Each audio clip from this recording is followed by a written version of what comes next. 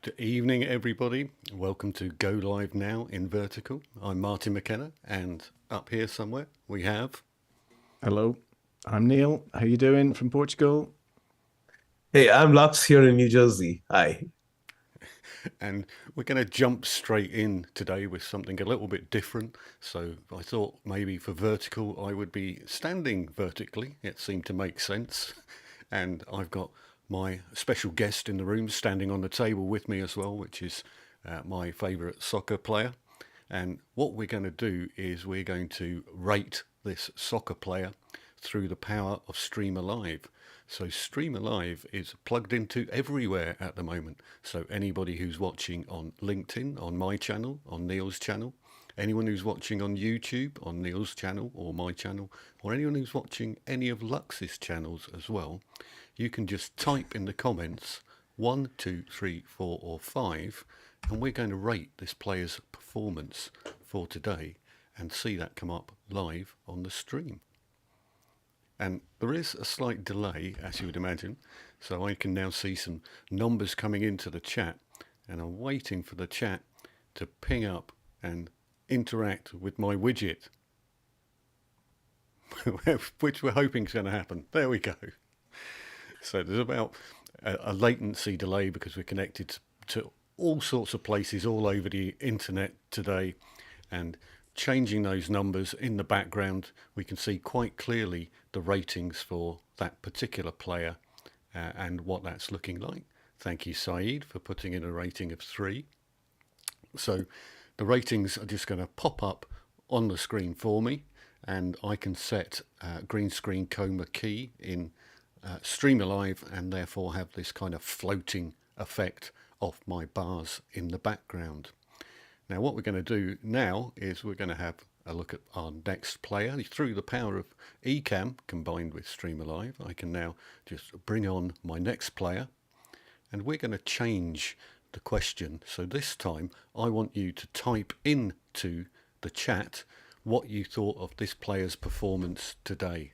So whatever word you like, straight into the chat from whatever location, and that will then, after a little bit of latency, pop up on the screen for me as well. Now because it's going to pop up as a word cloud, you might think the words look really small, but we will see. Amazing. So first word, thank you very much. Restream reply, I can see amazing written in Restream reply, and any other words that were coming in will be popping up very shortly. But you can already see that we're not having to shrink the screen down or anything like that. It's perfectly readable at this size, at an overlay, and with myself and Neil and Lux all still in the picture. So let's just wait for a few seconds to see if any more of these are coming in, because I can see some words. They should be coming in. Words are appearing on the chat. It just takes a little bit of time for coming into the Restream itself for some reason, because I'm chatting basically on Restream's chat, and I can see Lux is coming in via LinkedIn, and for some reason it seems to be just stopped on this side. Oh, there we go. Now it's coming in. It just all seems to come in at once. I think we've seen this before, I think, with the plugin, but now they've all come in. So that might well be a bit small, which is what I thought would happen once we started to bring in multiple phrases on the screen. So the first one looks great, and then they get a little bit small. However, if I move to the next scene, then I can just have that showing a little bit bigger for a temporary moment or two, and then flick back to the smaller version whenever I want to. So I can just move between the scenes, effectively zooming in and zooming out by pushing me off the screen and making the StreamAlive session a bit bigger just by flicking my little clicker here and taking me through scenes on Ecamm. So finally, we're going to try our next player. And this time, what I want you to do is to put some emojis into the chat, if you don't mind. So slightly different here. Any emojis that you put in from YouTube, from LinkedIn. Can you type emojis in LinkedIn? Possibly, I'm not sure. I think you can, and we'll soon find out. We'll find out in a moment. I just did, so we'll find out. So we'll not sure find if out mine's shortly. coming. So, Neil, do you just want to explain how we've connected all of this up? I'll try. So thank you, first of all, to Saeed, who turned me on to a workflow using something called Video Ninja.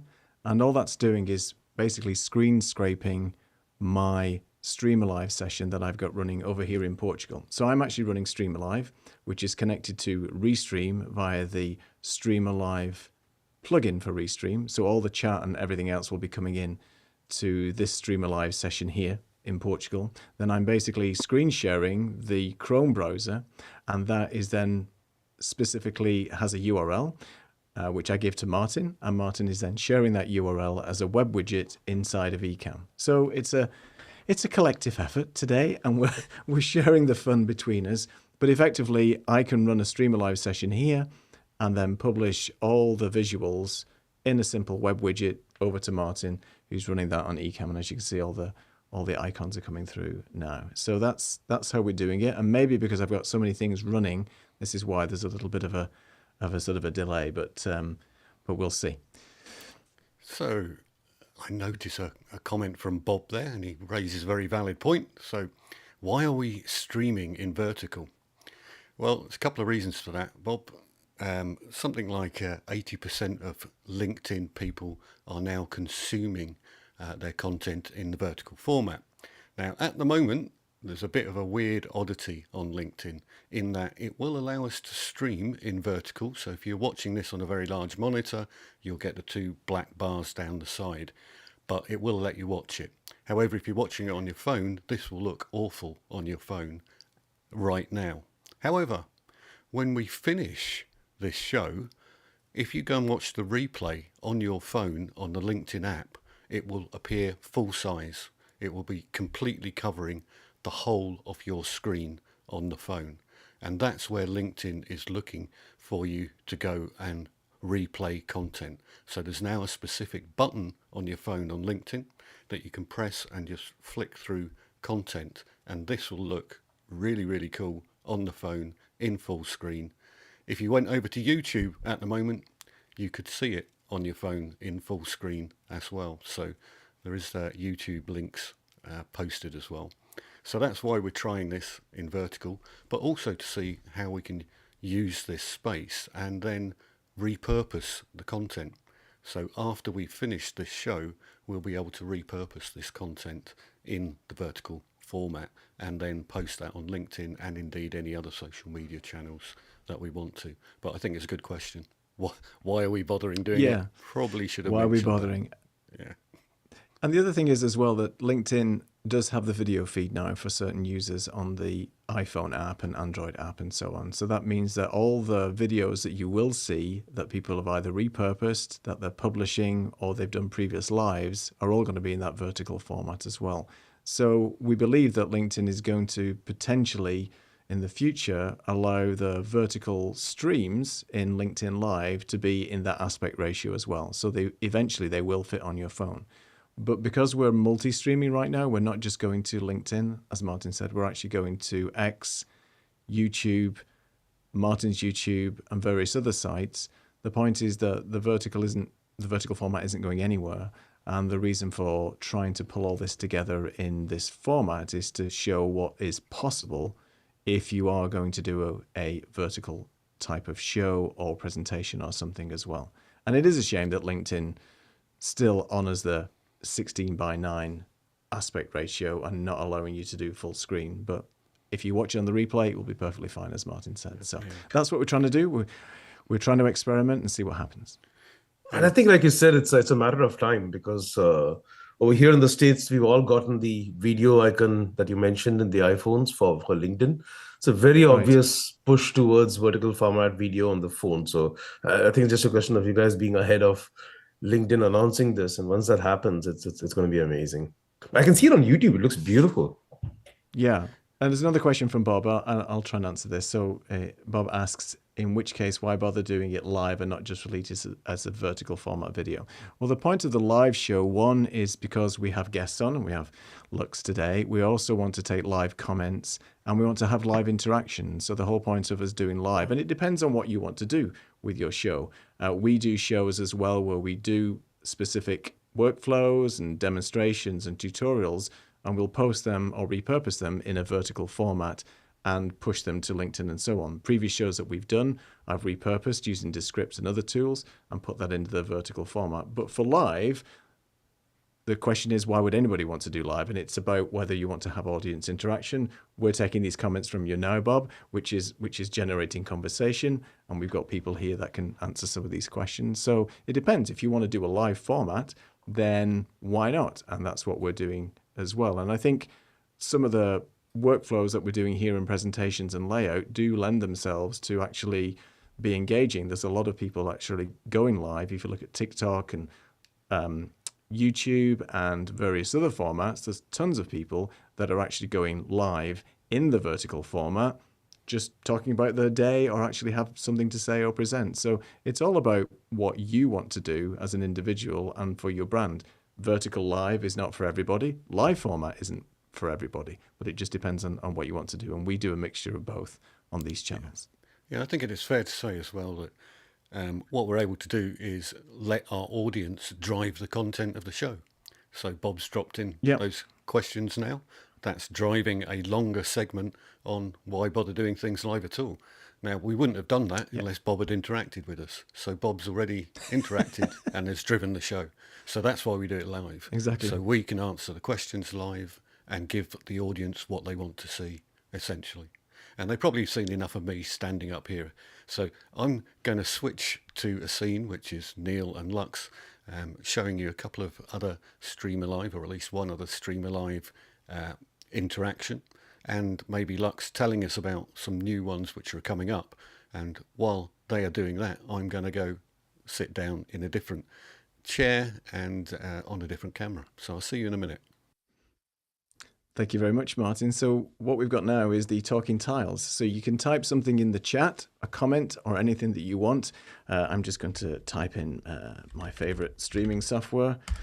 Why not? Which you can. And we will see that these comments, you can put sentences in here, you can put actual long form words, anything that you want into the chat, and they will come in as a Tetris style talking tiles, hopefully in a second. I may have to do a quick refresh actually and reload this page. Let me see if that works fine. Let me just try that again. Okay, and talking tiles. So this is quite a popular visualization, I think, Lux, the talking tiles. It's almost like word cloud, but with a little bit more of a colored interaction. And I'm interested to see why it's not coming in at the moment. It's populated the chat, but I'm not seeing it actually coming into. Does everyone? Yeah, I can see it in the chat. Oh, here we go now. So it just takes a little bit of time. It's all cascading down Tetris style. So I really like this interaction, and I think because we've changed the colors a little bit and also made the fonts a little bit bigger, I think this is still readable for me, even on the vertical format, even with my bad eyesight. But I know you've got a few other sort of things in the works with regards to some of the visualizations. So could you maybe just talk about what's coming up, if you can tease what things you've got coming up in the StreamAlive visualization soon? Oh yeah, sure. This one, interestingly, I think I want to mention to you, Neil, was inspired by my co-founders' love for Tetris and the fact that they used to compete rather vociferously during college many decades ago for the Tetris crown, which was what gaming was about at that time. So he said, we need to do a little hat tip to Tetris over here. So once you get enough comments, you're going to have the bottom ones disappear like the Tetris board and go away. At some point, I think we should get the shapes in as well to make it fun. But yeah. Oh right, yeah, the actual shapes, that would be cool. Yeah, and just in case it's too easy to read, make it rotate and stuff like that. So right. But yeah, I mean, a lot of new stuff coming. So one of the interesting things we've seen here, for example, is I recall this online course educator running a workshop on storytelling for entrepreneurs, and asking people, why do you want to learn about storytelling for your business? And then you had a whole bunch of answers coming in, and he was trying to paraphrase what 30 or 40 people were saying in real time in falling tiles. So he was testing his eyesight and his ability to read and condense and reproduce, which is a lot of things to do at one time while talking and presenting at the same time. So what we're building is things like secondary level interactions. So it's almost like you ask the audience a question and you got a bunch of answers, and now you want to react to those answers, like in the natural flow of conversation, like we've been doing so far. So press a button and StreamAlive will paraphrase all the responses into 2 or 3 paragraphs of neat text, almost like those Amazon reviews and Google reviews that you see, where it kind of condenses all the reviews and gives you a paragraph of text on what the broad gist is.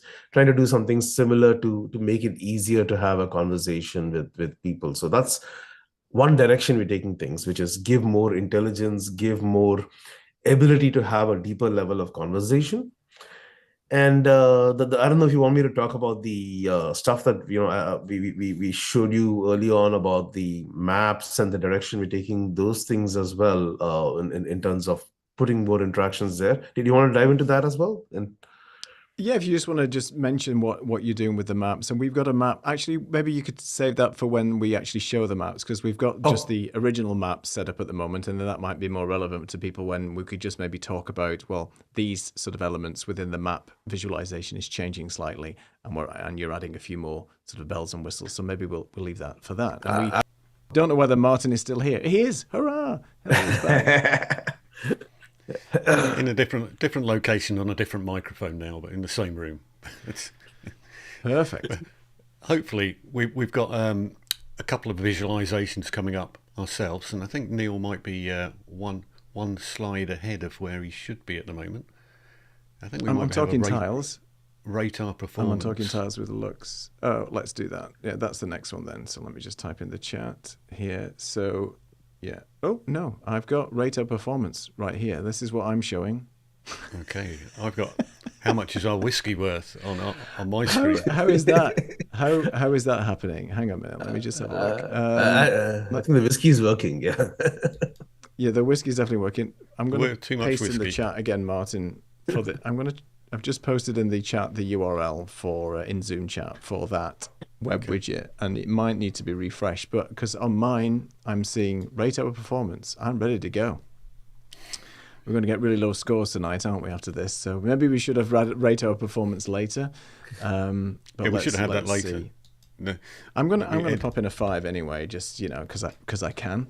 And whilst we're waiting for Martin to do that, so what we're trying to do as well is really show the power of combining the web widget elements within Ecamm and the ability to show and visualize what we're seeing from StreamAlive's perspective.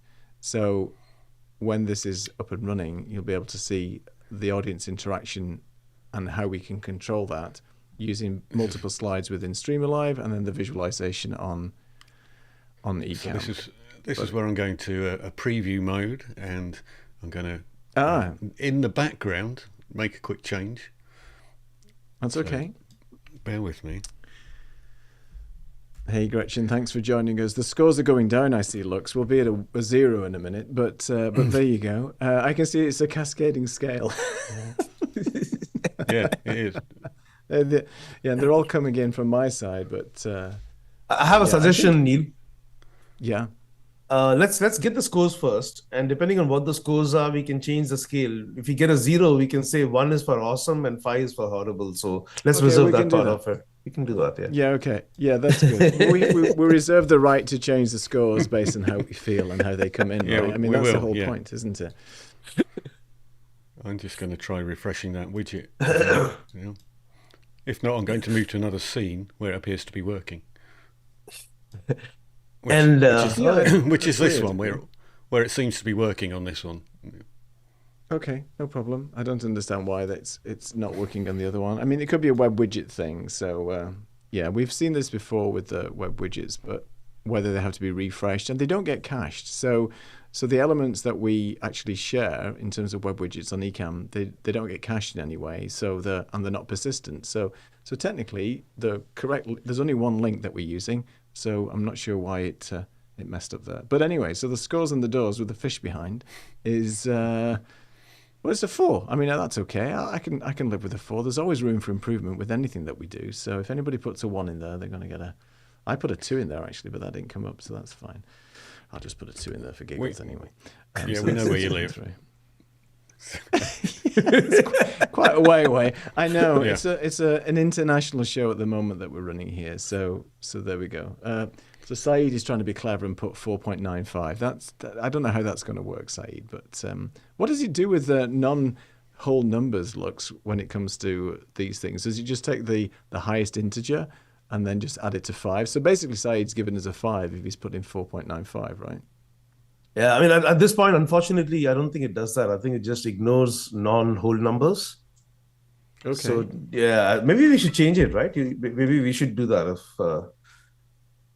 If it gives a number, we should round off to the nearest one and simply take that. And if it's Saeed giving a number, irrespective of what Saeed is giving, we should make it a 5. I think we should introduce those 2 lines of code. Exactly. It's the Saeed filter. Exactly. Saeed and filter. I think, yeah, we do expect our audience to have a little bit of, what's the word, decorum, to just maybe put in the number that we're asking. But, there's always one who wants to just mess around and make it a bit of a fraction. So thanks, Saeed, for testing the limits of the software for today. I love the fish. I mean, I just love that particular visualization. Oh, gosh, that's beautiful. Well, let's have a look at what it looks like. That's a map, Neil. All right, I'm going to flip over to the map, and I'm just going to make it Europe. Whoa. So that looks pretty cool. So that looks really, really nice with that visualization. So maybe this is a great sort of segue, Lux, to maybe just mention what your plans are for the interactive map. And this is an interactive map at the moment, so I could technically type in where I'm from, and as it comes in, maybe you could talk about what you're trying to do with the visualization. I can't even spell Portugal. I can't talk and type. It's not possible. So I just typed in, so I'll talk. Yes. It should start putting in a few dots over there as we type locations. But, we kind of figured that so many of us open live sessions with this, right? Asking people where they're joining from. It's a classic icebreaker. And the other classic icebreakers are, of course, discussing the weather and, for an international audience, discussing what time it is, where you live, and all of it. So the next iteration of this, coming in less than 2 weeks, will have a lot more. For all those locations and those dots that come up, if you were to double click on one of those dots, besides telling you who it is in that dot, it would also tell you what the time is in that place and what the weather is, and pull up one little monument or a fun fact about the place from Wikipedia and put that out there. So if you wanted to, oh, that building looks awesome, or gosh, I didn't know you had sand dunes in Kashmir, or, you want to talk about the weather somewhere, or, hey, it's 2:00 in the morning. Thank you for joining us, and so on and so forth. Just giving those conversation catalysts to literally fly around and acknowledge the diversity of landscape, time, and everything that is there in the room. And I think that's going to be beautiful when that comes out. And it's a really cool idea, and I love the way that you can just move around and basically ignore parts of the world as well, which is really cool. And, you can flip around and do whatever you want, and there's not many people in North America at the moment. I know you are, of course, but we can go back to the world map, and I think the world map looks really cool, especially with the fish, which is really nice. This is a really good overlay, Martin, I have to say. It's beautiful. And since you put Europe, I pretended to be in Europe, so I put a European destination in my thing, so... Thank you. Yeah, so it doesn't... Yep. So self-declared, you can pretend to be anywhere in the world, or where you prefer to be. Saeed says a time zone map would be nice. There you go. That's a good idea. It's another option. Yeah, Let's it is go and definitely. see what else I've got there. Martin, just the Zoom chat isn't connected as well, so you can type in another chat if you want, or somewhere. I don't think it pops in like that, but that's all right. That's all right.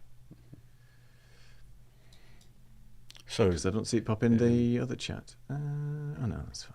Okay. So I'm still amazed at the fact that this knows where we live. Sorry, go ahead. Oh, I'm flipping across. Sorry, Martin. I was still typing. There you go. All right. He's still obsessed with the map. I am. I thought it was a great map. All right. So I Go ahead, Martin. wanted people to guess how much this whiskey was worth. And it's just a sort of a way of doing a little bit of a quiz, and we can enter in how much this whiskey is worth. It's Glenturret. It is a 30-year-old malt.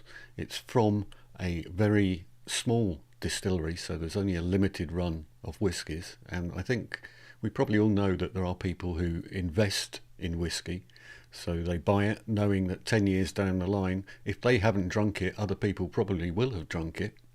So if you type in a number in the chat, we'll see those numbers pop up, and we'll just see how much a single bottle of whiskey is worth. Okay, we're typing in. Oh, Wigan. I don't know where Wigan came Metropolis. from. That was 8,756, 600. 600, 8,756. Yeah. Well, the answer is that Any bottle of more? whiskey is about £4,000. So Wow. $5,000 or 30 bitcoins aside, saying, don't know how many Trump bitcoins that's worth, but, but we won't go in there at the moment. Dogecoin or something like that. But you could have some of this going on, and as Lux says, Neil could actually go in and delete some of the answers there if things were getting a bit mixed up. You have to tell me how to do that. I can't work out how to do it from here. Yeah, just mouse over on that right side where you are and just hit on the delete button on the right of it. If you go one of the options. Yeah, if you go one of the, it should show a little delete icon on the right hand side when you go on it. Yep. Back on the right. Oh, yeah, that I can see. I'm sorry. Yeah. Yeah. There you go. Sorry. Just me being silly. Okay, there we go. Perfect. All right. 30 bitcoins. In which currency? Well, that depends, right? But it's in pounds, and I think you said, Martin? It's in pounds, yeah. So that was just a little bit of a game then, and we could then potentially, if we had a winner, we could go on to our next visualization on StreamAlive, which is the winning wheel, and that's going to pick up the names of anybody, and you're not winning a 4,000 bottle of whiskey. No, Lux. Lux is fixed anyway. Well, he does need it. It's fixed. It's fixed.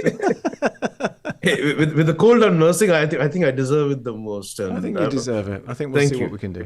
Because of this cold, yes. Exactly. So what that's done is that's automatically picked up all of the names from anybody who's commented in the chat at all and put them into that winning wheel for us. There are other winning wheels around where you have to cut and paste all the names from the chat and then drop them into a spreadsheet or a CSV or something, and then upload that into the winning wheel. And we know several people who do it that way and have literally 2 or 3 people behind the scenes trying to make the thing work. This just works automatically, so, or auto-magically, dependent on which way you want to look at it. So another instant realization that is really very, very cool. And I think we've just got one more, which is just a plain comments screen. So say goodbye to the whiskey, Lux. And this is just a plain comments in the chat. So you can either ask us a question, or you can just leave a comment of what you think of these visualizations in the chat. I can actually add comments to the broadcast in the bottom area. So Saeed's looking for confetti instead of confetti, and Restream Reply says, I think they look great. So that's me because I'm on the Restream chat. Yeah, exactly. I'm going to add Gretchen's $1,700, and you'll notice with each of these little icons which are appearing at the bottom of the screen, we're getting where the person is commenting from. So if I come to Lux's, then we get the little camera icon. Gretchen had the Restream or the R icon. He says looking. Yeah, so everybody has the Restream icon because it's coming from Restream, but then they also have the channel destination. So you'll see that Lux had the LinkedIn, and Gretchen had YouTube, and so on. So you get two little icons, the YouTube one and the Restream one, side by side, which is So cool. yeah, there's Gretchen with YouTube and Restream side by side. So lots of different things to think about and to look at. I can't remember whether we were going to post a Zoom link in the comments or not, but we seem to have gone past We can that point. do. Well, It's only we're 30 minutes in, but it's up Right. to you. I can post it in anyway. I'll post it. This is a dangerous thing. Is this your This is not your. This is unique for this particular show, right? Just before Unique I post for it this to show. the entire. Okay. Yeah. So if anybody wants to join the Zoom chat at the moment, so we've put the link for the Zoom call in there, and you can talk to us about why you don't want to do vertical, or why you do want to do vertical, or do you want to use interactions and things like that? You're very welcome to join us on the Zoom chat. So this has gone out to about 7 channels, Martin. So be Right. careful what you wish for. People may join or Okay. people may not, but just make sure you delete the link later. But that's all I would suggest. I'm glad I was not pair streaming this to Kick and Twitch. Otherwise, my. that would have been interesting as well. I was tempted to do that just to see what happens on vertical format there, but we'll save it for another time. I've gone live on Twitch before, just for giggle, not Twitch, Kick before, and the amount of comments you get about, oh, your stream looks really good, but there are people just trying to sell you stuff most of the time. I'm sure there are bots that just kick in straight away and go, hey, we've just seen somebody go live, let's do something with that. No waiting room, yeah, we're straight inside. That's right. We have a waiting room on my side, but Martin just throws caution to the wind and has no Zoom waiting room. He's just a maverick like that. He'll let anybody in. So which is fine. But good job we don't run big workshops at the moment. But you never know. So first off, Saeed, I just wanted to thank you for turning us on to this video ninja. I'd seen it a few times, but never really considered, well, what's the point of it? What can it do? So it's working very well in terms of sharing the link. I don't know what went wrong with the web widget on our side before, but it's nothing to do with this because it's the same static widget, and the fact that we can save the URL and have the same persistent URL each time is also very cool. So I better be careful what I'm sharing because it might pop up on Martin's Ecamm production next time. You're like, what is this? A recipe for ratatouille or something? I don't know. But yeah, we don't want to see that. So let's see. Anyway, we can't hear at the moment, Saeed. I think you're on mute unless you don't want to talk. I was just not saying anything, so that's why. Okay. And just you didn't ask, but so the Video Ninja tool, let's say you talked about, this is how you usually would bring in guests because you can also share your camera and your audio. So I could join with one of these links, you add it as a widget, and it also, the screen sharing is more of a side effect of it, but you can invite people for a podcast or for a show like that if you wouldn't use Ecamm for Zoom or would like to do some fancy things. Yeah. That's cool. That's the original reason for using this thing. It's very good, Very and cool. the latency seems to be pretty good as well. It doesn't, and obviously you can tweak and change that depending on the frame rate, as you said, and the size of the video. And there's even settings now for vertical 16:9 and so on. So I could have made your life a little bit easier, Martin, if I dug into this a bit more by just giving you a specific size without you having to resize it. But I think it all depends as well on the elements that you're sharing, right? So you still have to have the constraints of what you're actually sharing, whether it be a Chrome window or something like that. So there's a few things to tweak. But it's the first time we're using it, and it served a purpose with regards to allowing us to share everything from the Restream side from StreamAlive straight into the web widget, because this would have been a bit of a nightmare for Marta to control, as well as changing scenes. And that's just the thing with multiple interactions. I think you do need some assistance or 6 arms to do everything at once. Maybe, I don't know. But there are things. Yeah, so we've done quite a bit of layering up today as well. So we've got things like video running in the background, and then StreamAlive's Chroma key, which just allows you to put green bits on the screen and either have it running behind the numbers or running behind the images of the map or the actual wording itself. So you can put stuff behind the different elements. You'll have also noticed there's some gradients going on in some of the bars, and that's because I put a gradient behind a green screen version of StreamAlive's interaction. So there's a lot you can do to play about with things here, and the way that we're shifting things around on the screen, that's not StreamAlive, that's Ecamm. So there's a new beta version of Ecamm available at the moment with a feature called Live Motion, which Saeed can tell you that's been in OBS for a long time, but we've got it now eventually. And that's allowing us to move things around the screen, including the overlay for StreamAlive. So that's why I've been able to make it small on some of the images and then effectively nicely grow it into different locations on the screen. So lots that you can do with that new live motion, and if you keep tuned to this channel, you'll see us doing some quite clever things with the new live motion, just because it's very flexible.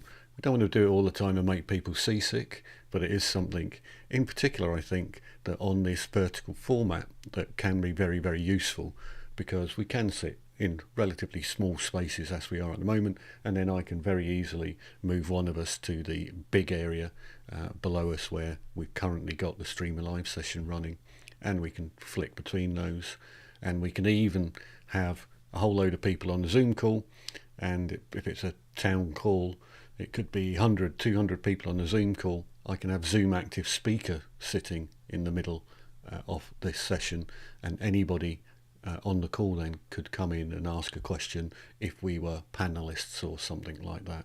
So we could do a little bit of StreamAlive and then zoom StreamAlive off the screen, and then bring in somebody who wanted to ask a question who was just on the Zoom call. And this is a Zoom call, people, believe it or not, in vertical.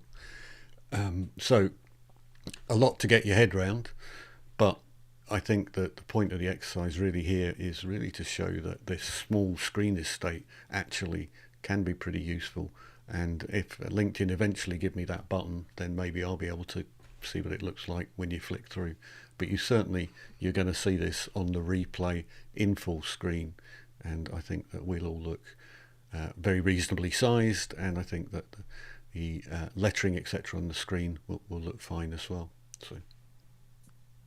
Just I had a quick question for Saeed. So Saeed, the phone that you use, is that an Android or a other type of phone, Samsung or something? I was just wondering if, because you obviously use LinkedIn, and if you have the LinkedIn app, do you have the video element within the app at the moment?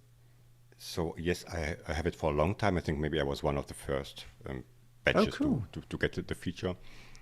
Yeah, and also, so it was on the app first, and for the browser, I think now it's also there. I'm not 100% sure, but it came like, I don't know, a few weeks later, the dedicated button. And to your question, I'm having an Android Google Pixel phone. Okay. But I'm not sure if it's they're random. I read it somewhere the other day. It's just random batches. It does have nothing to do with your location or anything. It's just, I don't know. I think they randomly pick a batch of people and then they roll out new features to them. So there's no prediction when you get something. Yeah, what's interesting is that it seems to be sporadic because not everybody's got it yet. I know that Martin still doesn't have it, and I'm just wondering what's the holdup? I mean, it's a read-only at the moment, effectively. So, what's the point in holding back from everybody else? I know YouTube are famous for rolling out to a couple of content creators and then making everybody wait for 6 months before a new feature comes out. So I'm not sure why LinkedIn's doing the same in this case. Just a weird question. Of course, you've updated your app, right? Yeah. Okay. So it's just kind of ironical, right? The person doing LinkedIn vertical video does not get video on their app. I know. Are they trying to tell you something, Martin? Yeah, I think so. You never know. Just speaking about vertical real quick as well, I am a big fan of Substack, and I watch a few, I subscribe to a few newsletters on there. And for people that don't know, Substack is really aimed at sort of newsletter curation. So you create your newsletter and have a following and have a group of people, and you've got paid subscription services within Substack as well. So as a writer, as somebody who does that type of work, you can really sort of make a living and also gain a big following in the writing space. But they've introduced two things recently. One was the fact now that you can ingest your podcasts in Substack. So Substack will have a shelf for specific podcasts, both audio and video. And then a few weeks ago, they released live streaming from within the Substack app itself. So right now, it's only available to stream on your phone into Substack, and all those videos are vertical. So there's a lot of people at the moment communicating with their audience, with their followers, via vertical video live streaming using Substack. So certainly this live streaming capability, particularly in vertical, isn't going anywhere. And all I'm waiting for now is for Substack to create or allow people to go live using the desktop app. And if that's the case, we could potentially plug in our virtual cameras from Ecamm and then augment some of the live stream shows to the audience with things like StreamAlive. So that's yet another avenue where you can get audience interaction, communicate, and so on. How that chat works, I've no idea. But, first steps to have that available to be able to stream directly from the browser. But Substack introduced that a few weeks ago. They were talking about it, and now they've made it to everybody. They rolled it out to a few creators, and now everybody's got that. And there's some really good content on there that people are actually posting based on, what they're talking about. It's just another way of reaching and communicating with your audience that doesn't necessarily have to be through the written medium. So I just thought I'd share that. I think it's fascinating that you're sharing that, Neil, because I discovered my first Substack live session on Friday. And this is someone I follow. He's a political commentator called Baratunde Thurston. And Baratunde has been live streaming. He just started, and I caught one of his live streams. We had about 120 people watching him live. And the comments were very much like YouTube. But his voice, his image, everything was crystal clear. And like you mentioned, in the back of my head, I was thinking, okay, when will they come up with a desktop app that gives us more control? And or people like Restream and StreamYard also support streaming directly to Substack, which then allows us to control those, pull in those comments and have something like what we're doing over here. I think Substack would be a beautiful candidate for vertical video going forward. Yes, because most of the people are consuming Substack on their phone because they just want to get their newsletters, read them in the morning, read the messages. And Substack's also got notes, as you know, and it's like a community-based, a bit like sort of Facebook, where you can comment, like make a post, people can comment on it, and so on like that. So again, it's just another method or another mechanism for people to use. And Substack's biggest competitor is Medium. So Medium is, again, a similar service, but where it differs is that for you as a consumer, on Substack right now, I could just go and get lots of free content and consume that every day. But for Medium, you have to pay Medium a particular fee in order to see the full article. So you only get like a teaser part of the article, which is quite annoying, but it's very good for people who want to actually get a big following and make a living through writing. So Medium is also another potential contender that may switch to vertical video, or at least have some form of live streaming capability, because I think every platform now has that, or will have the ability in the future, I think, to go live in some capacity, because it's just another way of connecting and reaching with your audience. That doesn't necessarily mean it's via just the written word. If Reddit went live and did live streaming, then I think the world would end. But let's just see what happens if Reddit. I don't know if Reddit does any live streaming, but that would be crazy if they did. Can you imagine that? Is all I'm saying. Maybe I'm getting old, but I'm just thinking back in the day, like a few years ago, the platforms were more distinguished from each other. You had YouTube for video, and you have LinkedIn for mostly written articles, and then you have Twitter for now. It's streaming everywhere. It's even on. I learned yesterday there are this new community features on YouTube. You can post images on YouTube if you like, or maybe have like polls and stuff. So at the end of the day, just decide which platform you want to use and stick to it, and then you get all the content. I think that's maybe heading towards to do it. Just choose one platform. Right. And maybe one will die after a few years, and then the next one, then there's one big thing that does everything for everybody, which would be not a great thing. I think the lines are blurred. Yeah, definitely. I think the lines are definitely blurred, and it is interesting where everybody's having a video component, a written component, an audio component. I think, does Clubhouse still exist, by the way? That's just still an audio only format, right? Similar to X Spaces and so on. Is that right? I think it is still audio only, but like Saeed was saying, the format exclusivity is not there anymore, right? So X is doing the spaces, and LinkedIn has its own audio thing similar to Clubhouse, and yeah, everybody is doing everything right now. Which is not the That's thing right. anymore, the audio feature on LinkedIn. I think they killed it because it wasn't that popular, or I don't know, was just a test for a few months. That's right. It's like these features that they test and bring in and so on. But it'll be interesting to see. I think the next 6 months will be very interesting, particularly with all the format wars going on. And obviously, if Mr. Musk has his way, he'll have bought OpenAI by this time next week. So we shall wait to see what happens there, as he's put in a bid for $97 billion for OpenAI yesterday. So that's going to be interesting.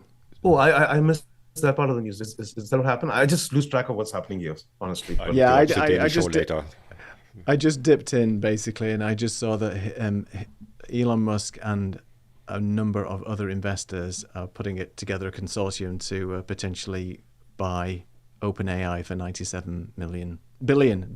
Sorry, so that's not an insignificant amount of money. I think he just wants taxpayer money. Right? Yeah, taxpayer. Well, who knows where that other money's being funneled to? Anyway, let's not make it a political vertical show. What have I done?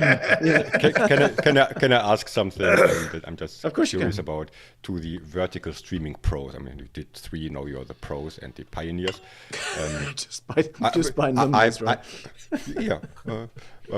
I usually like to watch regular videos and reels on my phone. I do this often, but for a live stream, I like to watch them on the desktop, mostly because of the chat feature.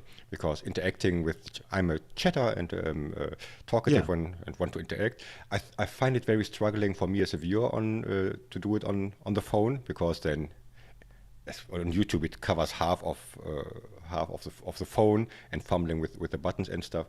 And in this case, if I would like to chat with you on my phone, I would cover half of the word cloud, for example. So even if you make everything smaller, I have like just white space at the bottom as placeholder for potential chat. I don't know, that's also not the solution. So my question is just So any ideas or any inspiration on how to handle this? And every platform also has different how that chat is handled, right? I think on LinkedIn it's even harder to chat vertically. I'll hand it over to Martin to start with. Yeah. What you need is some sort of device that's got a mini keyboard. Maybe a BlackBerry or something like that. My God. It sounds like a real innovation. I wonder why nobody. I think it's thought about phones with keyboards. Thanks, Martin, for that words of wisdom and inspiration there. Back in the day, we used to have keyboards on our phones. Yeah. Let's just use the stylus with is it T9 and whatever it's called, the weird Palm. writing that you had the Palm Pilot stuff that you had to learn. It's like learning a new language, right? Well, actually, in all seriousness, I think that what will likely has happened is that you will get Alexa and Siri and things like that, and you'll just be able to comment in Alexa and Siri, and it will text it. So it will do voice to text.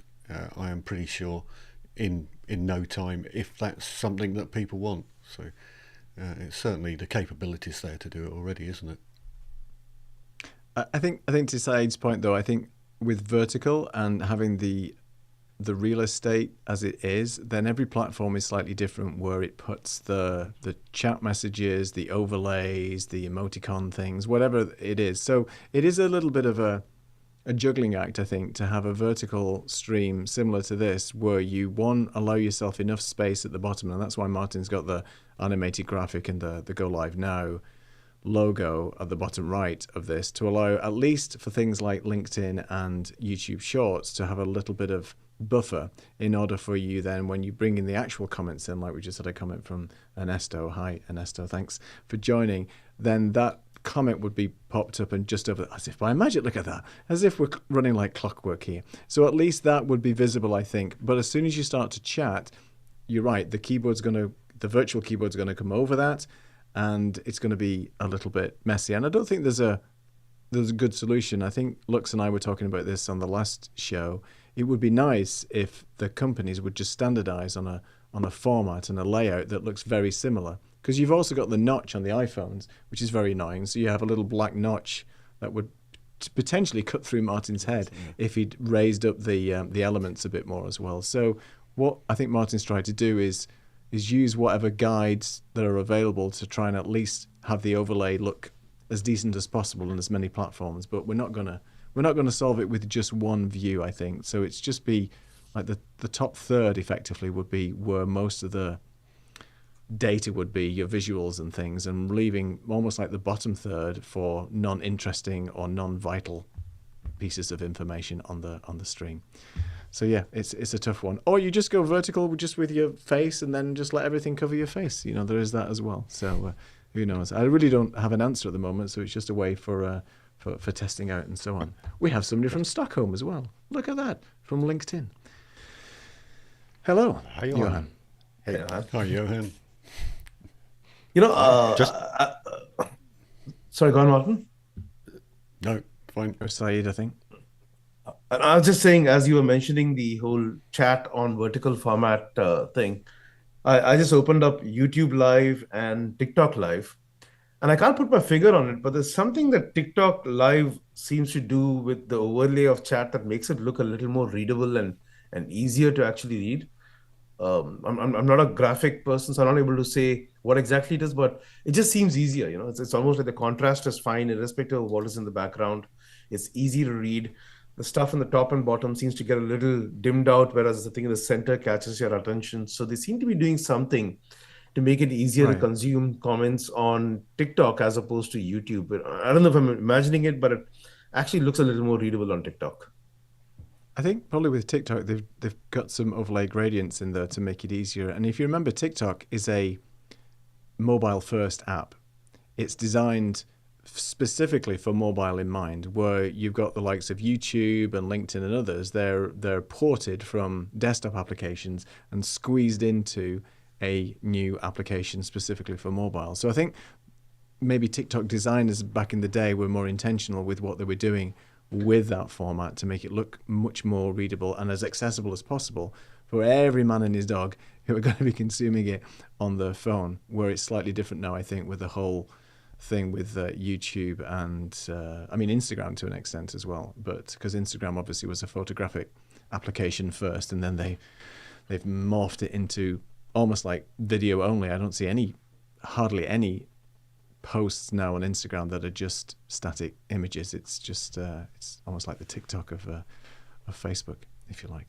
There you go. I think Saeed, you wanted to say something, or had a comment? Sorry, we were cutting off. No, nothing that adds any value to this conversation. I was just thinking that just get yourself a second phone, and then one for chatting and one for watching. I don't know if this is a solution to any of the problems, but yeah, we probably all have at least two phones.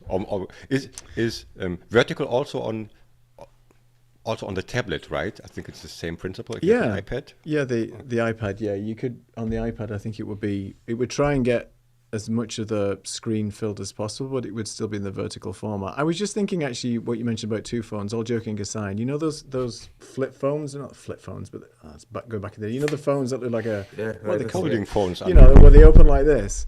So maybe one side is the vertical side, and the other side would be a chat. But then again, that's a different app, isn't it? Again, I don't know.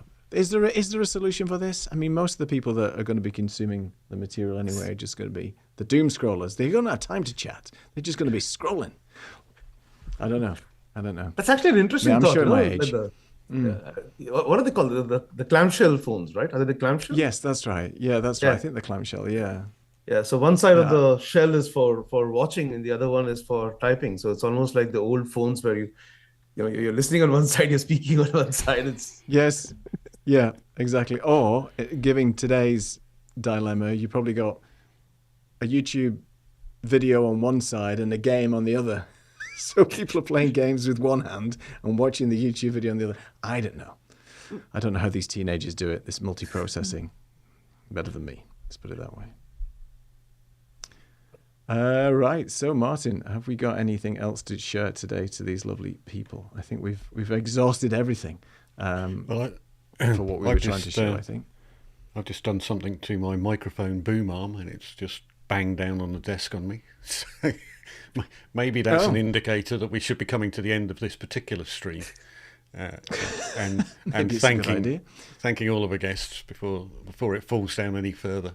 And I sound like I'm speaking in a dungeon somewhere.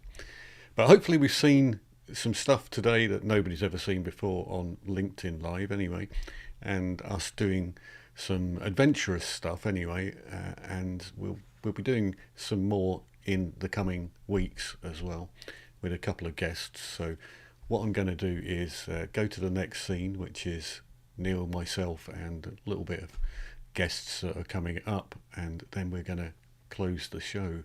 So thanks very much for joining us, Lux. It's been great to have you. Thanks for dropping in, Saeed, as well, even though it appears your name is Your Comments today. That's part of the other overload, folks. Why did you mention it? Right, I was going to unsee it yeah. anymore. Oh my god! You can't unsee that now. So thanks, guys. Really appreciate you joining us, and we'll see you next time. Hang on. Yeah, thanks a lot. Yeah. See you soon. Take care. So thanks very much, Lux, for coming. Other people who are coming on, we have Lee Warren joining us on Thursday, and Lee is a keynote speaker and also lives and breathes sales as well. So he's written a book on presenting for busy people. And then after that, we have Jan Keck joining us, and Jan is a facilitator and presenter, very well known worldwide, and he's going to come in and join us on the vertical format. Lee will be on the regular format on Thursday, and this time next week Jan will be joining us on this format, and we'll be discussing how we can best use this format for all sorts of engagement like we have done today, but taking things a step further with some techniques from Jan as well. Any closing remarks, Neil? No, just to say thank you again to our wonderful guests that we have on here, and looking forward to the show on Thursday in our regular 16:9 format with Lee, and we've got lots of questions to ask him. And don't forget to do the usuals, like and subscribe if you like this content, and let us know if you are planning to do any vertical shows yourself, and if you're planning to do them on LinkedIn or any other platforms. We'd be really interested to know your thoughts around how this format could work for you. Or indeed, if you'd like to be a guest, let us know. Exactly. If you want to be a guest, come and join us, and we'll see how we can set it all up together. But for now, it's goodbye from me from Portugal. And it's goodbye from Edinburgh. See you later, folks. Cheerio.